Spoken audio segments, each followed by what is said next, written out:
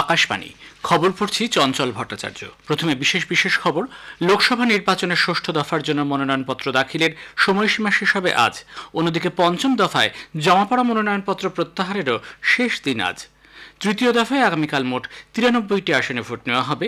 বিভিন্ন দলের রাজনৈতিক তারকা প্রার্থীরা ভোটারদের মন জয়ের জন্য সব রকমের চেষ্টা চালিয়ে যাচ্ছেন। কংগ্রেস এখন খোলাখুলি সংখ্যালঘু তোষণের রাজনীতি করছে বলে প্রবীণ বিজেপি নেতা প্রধানমন্ত্রী নরেন্দ্র মোদীর অভিযোগ। অন্যদিকে কংগ্রেস নেতা রাহুল গান্ধীর দাবি, দেশের সংবিধান পরিবর্তনের চেষ্টা করছে এনডিএ সরকার। ছত্তিশগড়ে ৩৫ জন মাওবাদী জঙ্গি পুলিশের কাছে আত্মসমর্পণ করেছে। আইসিএসই এবং আইএসসি পরীক্ষার ফলাফল আজ প্রকাশিত হতে চলেছে। লখনৌ সুপার জায়ান্টসকে ৯৮ রানে হারিয়ে কলকাতা নাইট রাইডার্স আইপিএল এর লিগ তালিকার শীর্ষে উঠে এসেছে। আসছে বিস্তারিত খবরে। লোকসভা নির্বাচনের ষষ্ঠ দফার জন্য মনোনয়নপত্র দাখিলের সময়সীমা শেষ হবে আজ। এই পর্যায়ে ৭টি রাজ্য ও কেন্দ্রশাসিত অঞ্চলের ৫৭টি আসনে ভোট গ্রহণ ২৫ মে। জমা পড়া মনোনয়নপত্রগুলি আগামীকাল পরীক্ষা করে দেখা হবে। নাম প্রত্যাহারের শেষ দিন ৯ মে। পঞ্চম দফায় জমা পড়া মনোনয়নপত্র প্রত্যাহারের শেষ দিন আজ। এগুলি শনিবার পরীক্ষা করে দেখা হয়। প্রার্থীপদ দাখিলের সময়সীমা শুক্রবার শেষ হয়েছে। এই দফায় ৮টি রাজ্য ও কেন্দ্রশাসিত অঞ্চলের ৪৯টি আসনে ভোট নেওয়া হবে ২০ মে। এদিকে সপ্তম তথা শেষ পর্যায়ের বিজ্ঞপ্তি আগামীকাল জারি করা হবে। এই পর্বে ৭টি রাজ্য ও একটি কেন্দ্রশাসিত অঞ্চলের ৫৭টি আসনে ভোট নেওয়া হবে ১ জুন। এর মধ্যে পশ্চিমবঙ্গের ৯টি আসন ছাড়াও উত্তরপ্রদেশের ১৩, পাঞ্জাব ও হিমাচল প্রদেশের সবকটি আসন, বিহারের ৮, ওড়িশার ৬, ঝাড়খণ্ডের ৩ এবং কেন্দ্রশাসিত অঞ্চল চণ্ডীগড়ের আসনটি রয়েছে। ১৪ মে পর্যন্ত মনোনয়নপত্র জমা দেওয়া যাবে। লোকসভা নির্বাচনের তৃতীয় দফায় আগামীকাল দেশের মোট ৯৩টি আসনে ভোট নেওয়া হবে। এর জন্য গত সন্ধ্যায় প্রচারাভিযান শেষ হয়েছে। এই দফায় পশ্চিমবঙ্গ ও আসামের ৪টি ছাড়াও গুজরাটের ২৬ অর্থাৎ সবকটি আসনে, কর্ণাটকের ১৪, মহারাষ্ট্রের ১১, উত্তরপ্রদেশের ১০, মধ্যপ্রদেশে ৮, ছত্তিশগড়ের ৭, বিহারের ৫, গোয়ায় ২, দাদরা নগর হাভেলি এবং দমন ও দিউয়ের একটি করে আসনে ভোট নেওয়া হবে। বিজেপির প্রবীণ নেতা প্রধানমন্ত্রী নরেন্দ্র মোদী দলীয় প্রার্থীদের সমর্থনে প্রচারের জন্য গত সন্ধ্যায় ওড়িশার ভুবনেশ্বরে এসে পৌঁছান। আজ তিনি গঞ্জাম জেলার গোপালপুরের কানিসি এবং নবরঙ্গপুর জেলার চিকিরিতে দুটি নির্বাচনী সভায় যোগ দেবেন। শ্রী মোদী গতকাল উত্তরপ্রদেশের নির্বাচনী প্রচারে গিয়ে বলেন, কংগ্রেস এবং সমাজবাদী পার্টি তাদের নিজেদের ভবিষ্যৎ সুরক্ষিত রাখতে নির্বাচনে লড়ছে, কিন্তু তিনি এবং যোগী আদিত্যনাথ সাধারণ মানুষের জন্য কাজ করছেন। সীতাপুরের জনসভায় প্রধানমন্ত্রী বলেন, কংগ্রেস এখন খোলাখুলি তোষণের রাজনীতি শুরু করেছে। অযোধ্যায় সন্ধ্যায় রোড শো করেন তিনি। তার আগে রাম মন্দিরে গিয়ে রামলালাকে দর্শন ও তাঁর আরতি করেন। শীর্ষ কংগ্রেস নেতা রাহুল গান্ধী ফের অভিযোগ করেছেন, এনডিএ সরকার দেশের সংবিধান পরিবর্তনের চেষ্টা করছে। তেলেঙ্গানার নির্মলে এক জনসভায় তিনি বলেন, আদিবাসী ও দলিতদের বঞ্চিত করছেন বিজেপি নেতারা। প্রবীণ বিজেপি নেতা কেন্দ্রীয় স্বরাষ্ট্রমন্ত্রী অমিত শাহ গতকাল তেলেঙ্গানায় প্রচার করেন। নিজামাবাদে এক জনসভায় যোগ দিয়ে তিনি বলেন, নরেন্দ্র মোদীকে পুনরায় প্রধানমন্ত্রী নির্বাচিত করার অর্থ দেশ থেকে সন্ত্রাসবাদ ও নকশালবাদী কার্যকলাপ পুরোপুরি নির্মূল করা। এর আগে কাগজনগরে দলীয় প্রার্থীদের সমর্থনে প্রচারে অংশ নেন অমিত শাহ। তিনি বলেন, বিজেপি তপশিলি জাতি, উপজাতি ও ওবিসিদের জন্য সংরক্ষণ বাড়াবে। শ্রী শাহ আজ পশ্চিমবঙ্গের দুর্গাপুর এবং কৃষ্ণনগরে নির্বাচনী জনসভা করবেন। এদিকে পশ্চিমবঙ্গে ভোটের প্রচারে মুখ্য বিষয় হয়ে উঠেছে সন্দেশখালীর ভাইরাল ভিডিও। তৃণমূল কংগ্রেস প্রধান, রাজ্যের মুখ্যমন্ত্রী মমতা ব্যানার্জি ও দলের সর্বভারতীয় সাধারণ সম্পাদক অভিষেক ব্যানার্জি এবং বিরোধী দলনেতা শুভেন্দু অধিকারী এই প্রসঙ্গে পরস্পরকে আক্রমণ করেন। বিষয়টি প্রধানমন্ত্রী আগে থেকেই জানতেন কিনা দিল্লিতে সাংবাদিক বৈঠক করে সেই প্রশ্ন তুলেছে তৃণমূল কংগ্রেস।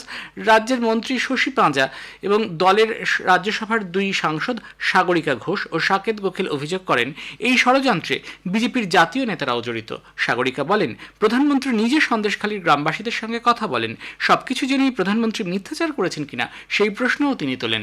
ভিডিওটি প্রকাশ্যে আসার পর দীর্ঘ সময় কেটে গেলেও নির্বাচন কমিশন কি পদক্ষেপ করছে তা জানতে চান সাকেত। বীরভূমের লাভপুরের জনসভায় তৃণমূল কংগ্রেস নেত্রী বলেন, সন্দেশখালীতে ধর্ষণের সাজানো অভিযোগের কথা এখন সবাই জানতে পেরেছেন। বাংলার মায়েদের অসম্মান করেছে বিজেপি। নদিয়ার কালীগঞ্জে জনসভায় অভিষেকও সন্দেশখালীর ভিডিও প্রসঙ্গে বিজেপিকে তীব্র আক্রমণ করেন। অন্যদিকে মুর্শিদাবাদের জলঙ্গিতে নির্বাচনী প্রচারে পশ্চিমবঙ্গের বিরোধী দলনেতা শুভেন্দু অধিকারী দাবি করেন, সন্দেশখালীর তথাকথিত ভিডিওর দুর্বল চিত্রনাট্য তৃণমূল কংগ্রেসের তৈরি করা। এ ব্যাপারে সিবিআই তদন্ত চেয়ে প্রয়োজনে আদালতে যাবে বিজেপি। ওড়িশা বিধানসভা নির্বাচনের জন্য কংগ্রেস 6টি কেন্দ্রের প্রার্থী তালিকা প্রকাশ করেছে। জলেশ্বর বিধানসভা কেন্দ্রে দেবী প্রসন্ন চাঁদের পরিবর্তে সুদর্শন দাসকে প্রার্থী করা হয়েছে। নীলগিরি কেন্দ্র থেকে প্রার্থী হবেন অক্ষয় আচার্য।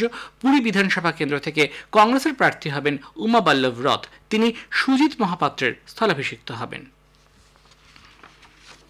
লোকসভা নির্বাচনের মধ্যেই কংগ্রেসের সংবাদ মাধ্যমের দায়িত্বপ্রাপ্ত জাতীয় কোঅর্ডিনেটর রাধিকা খেরা দলের প্রাথমিক সদস্য পদ থেকে ইস্তফা দিয়েছেন। সর্বভারতীয় সভাপতি মল্লিকার্জুন খার্গেকে লেখা এক চিঠিতে তিনি বলেছেন, দলের কাছ থেকে যথাযোগ্য মর্যাদা না পাওয়ার জন্যই তার এই পদক্ষেপ। দিল্লির মুখ্য নির্বাচনী আধিকারিক পি কৃষ্ণমূর্তি মনে করেন, জাতীয় রাজধানী অঞ্চলে ভোটদাতাদের সচেতন করে তুলতে systematic voters education and electoral participation SVEEP কর্মসূচির কারণে তরুণ ভোটদাতাদের নাম নথিভুক্ত করার প্রবণতা বৃদ্ধি পেয়েছে। সর্বশেষ তথ্য অনুযায়ী নতুন ভোটারদের নাম নথিভুক্ত করার সংখ্যা 1,47,000 থেকে বৃদ্ধি পেয়ে 2,43,000 হয়েছে। এ খবর প্রচারিত হচ্ছে আকাশবাণী থেকে।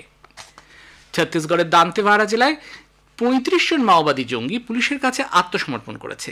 এদের মধ্যে 3 জনের গ্রেফতারের জন্য পুরস্কার ঘোষণা করা হয়েছিল। দান্তেওয়াড়া পুলিশের প্রচার অভিযানের জেরেই ওই রেঞ্জের ডিআইজি পুলিশ কমল লোচন কাশ্যপ এবং সিআরপিএফ ও পুলিশের উচ্চপদস্থ আধিকারিকের সামনে এরা আত্মসমর্পণ করে। এরা বৈরামগড় এবং কাটেকল্যাণ এলাকায় মাওবাদী সংগঠনের কাজকর্মে লিপ্ত ছিল। জম্মু কাশ্মীরের সোপিয়ান অঞ্চলে জঙ্গিদের সাহায্য করার অভিযোগে পুলিশ 2 জনকে গ্রেফতার করেছে। সোপিয়ানের আলুরা ইমামসাব গ্রামে এক চেকপোস্টে পুলিশ, সেনাবাহিনী 34 রাষ্ট্রীয় রাইফেলস এবং সিআরপিএফের 178 নম্বর ব্যাটালিয়নের যৌথ উদ্যোগে তল্লাশি চালানোর সময় এদের গ্রেফতার করা হয়। তাদের কাছ থেকে একটি পিস্তল, একটি ম্যাগাজিন, 2টি চীনা গ্রেনেড সহ বেশ কিছু গোলাবারুদ উদ্ধার করা হয়েছে। ICSE এবং ISC পরীক্ষার ফলাফল আজ প্রকাশিত হতে চলেছে।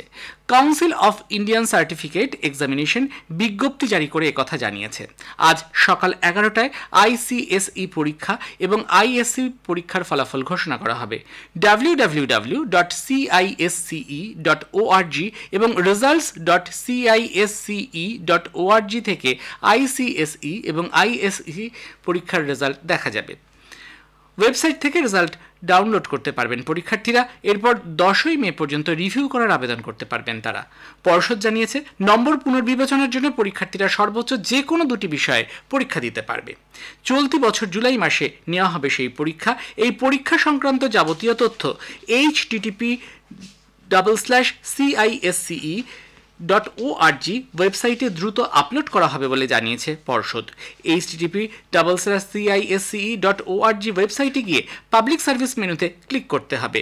Log in to CISCE service portal অপশনে ক্লিক করতে হবে। দিতে হবে ইমেল আইডি এবং পাসওয়ার্ড। যাদের অ্যাকাউন্ট নেই তারা রেজিস্টার নাও অপশনে ক্লিক করে নতুন অ্যাকাউন্ট খুলতে পারবে। স্কুলের প্রধানরাও এই আবেদন করতে পারবেন। সেক্ষেত্রে কেরিয়ার্স পোর্টালে গিয়ে আবেদন করতে হবে। রিভিউ ফল জানা যাবে আবেদনের 4 সপ্তাহ পর। গাঙ্গেয় পশ্চিমবঙ্গ সহ তামিলনাড়ু, তেলেঙ্গানা, অন্ধ্রপ্রদেশ, মহারাষ্ট্র এবং কর্ণাটকে তাপপ্রবাহের পূর্বাভাস দিয়েছে ভারতীয় আবহাওয়া দফতর। রাজস্থান এবং মধ্যপ্রদেশেও 9 তারিখ পর্যন্ত তাপপ্রবাহ চলবে। অন্যদিকে আগামীকাল পর্যন্ত উত্তর পূর্ব ভারত জুড়ে ভারী বৃষ্টিপাতের সম্ভাবনা রয়েছে। উত্তর পশ্চিম ও মধ্য ভারতে আগামী 2 দিন তাপমাত্রা আরও 2 ডিগ্রি বাড়বে। লখনৌ সুপার জায়ান্টসকে 98 রানে হারিয়ে Kolkata night Riders IPL league তালিকার শীর্ষে উঠে এসেছে। গতকাল লখনৌয়ে একানা ক্রিকেট স্টেডিয়ামে অনুষ্ঠিত লিগ পর্বের ম্যাচে লখনৌ টসে জিতে কলকাতাকে ব্যাট করতে পাঠায়। কলকাতা নির্ধারিত 20 ওভারে 6 উইকেটে 235 রান তোলে। জবাবে ব্যাট করতে নেমে লখনৌ 16 ওভার 1 বলে 137 রানে অল আউট হয়ে যায়। ইডেনে পাঞ্জাবের কাছে হারের পর এই নিয়ে পরপর 3টি ম্যাচ জিতল KKR।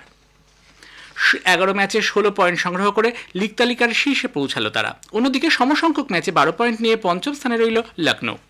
শেষে বিশেষ খবর আরও একবার। লোকসভা নির্বাচনের 6ষ্ঠ দফার জন্য মনোনয়নপত্র দাখিলের সময়সীমা শেষ হবে আজ। অন্যদিকে 5ম দফায় জমা পড়া মনোনয়নপত্র প্রত্যাহারের শেষ দিনও আজ। 3য় দফায় আগামীকাল মোট 93টি আসনে ভোট নেওয়া হবে। খবর শেষ হলো।